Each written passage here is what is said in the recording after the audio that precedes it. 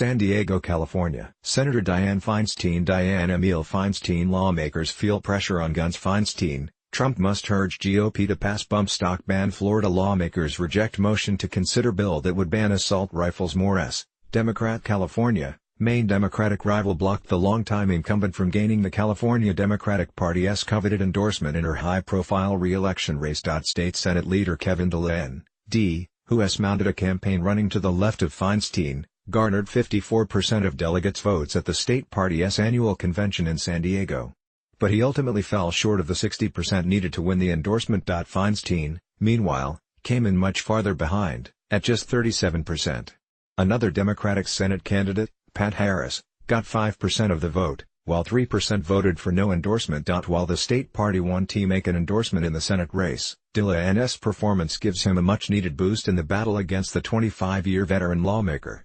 The state senator has been trailing far behind Feinstein in all primary polls and fundraising. Dianne's campaign took a victory lap early Sunday morning, calling it an astounding rejection of politics as usual. California Democrats are hungry for new leadership that will fight for California values from the front lines, not equivocate on the sidelines. Dianne said in a statement, "We all deserve a leader who will take our climate action to Washington, and will fight each and every day to protect our human and civil rights, our immigrant families and dreamers, champion universal health care and create good-paying middle-class jobs. It's time we take California values to Washington, D.C., not the other way around." Feinstein hasn't typically appeared at past conventions, but in the lead-up to this year's gathering, her team sent out mailers to delegates and held a conference call a day before the convention. Both Feinstein and Dianne ramped up their efforts over the weekend, courting the 3,400 delegates voting at the convention in speeches at caucus meetings and planned events. Dianne has rallied progressives who are frustrated that Feinstein hasn't held President Trump. Donald John Trump accuser says Trump should be afraid of the truth. Woman behind pro-Trump Facebook page denies being influenced by Russians. Shulkin says he has White House approval to root out subversion at VA more accountable.